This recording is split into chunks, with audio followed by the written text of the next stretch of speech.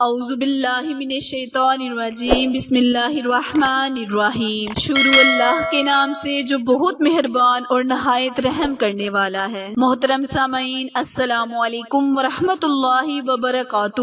امید ہے آپ سب خیر و عافیت سے ہوں گے اور دعا گو ہوں کہ رب کریم ہمیشہ آپ کو صحت و تندرستی والی، ہزاروں خوشیوں والی، رحمتوں والی، برکتوں والی زندگی گزارنے کی توفیق عطا فرمائے۔ سامعین، آج میں آپ کے ساتھ میاں اور بیوی کے درمیان بہت زیادہ پیار کرنے والا، محبت کرنے والا، اتفاق پیدا کرنے والا عمل لے کر حاضر ہوئی ہوں۔ میرے وہ بہن بھائی جن کی آپس میں بہت زیادہ نچاکیاں ہیں، میاں بیوی میں لڑائی جھگڑے رہتے ہیں، کاروبار میں برکت ختم ہو رہی ہے، وہ اس وظیفے، اس عمل کو کریں، انشاءاللہ رب کریم ان کی آمدنی میں بھی اضافہ فرمائے گا اور ان میں خیر و برکت پیدا کرے گا، بلائی پیدا کرے گا، محبت پیدا کرے گا۔ پیارے بہن بھائیوں، آج کا وظیفہ سورہ کوثر پر منحصر وظیفہ ہے۔ آپ نے اس وظیفے کو بہت دفعہ کیا ہوگا، بہت دفعہ دیکھا ہوگا، پڑھا ہوگا، لیکن آج اس طریقے سے میں عمل آپ کے ساتھ شیئر کروں گی۔ اس طریقے سے کرنے سے رب کریم آپ کی جلد از جلد میاں بیوی میں صلح پیدا کر دے گا۔ وظیفہ شیئر کرنے سے پہلے آپ سے گزارش ہے کہ جنہوں نے ابھی میرے چینل اردو کوائٹس ہسٹری کو لائک، شیئر اور سبسکرائب نہیں کیا، وہ جلدی سے میرے چینل اردو کوائٹس ہسٹری کو لائک، شیئر اور سبسکرائب کریں تاکہ مزید نئی آنے والی ویڈیو کی اپ ڈیٹ آپ تک بر وقت آسانی سے پہنچتی رہے۔ جزاک اللہ۔ پیارے بہن بھائیوں، آپ نے سورہ کوثر کو کچھ اس طرح پڑھنا ہے کہ جب آپ نماز مغرب ادا کریں تو سورہ کوثر کو 11 مرتبہ پڑھ کر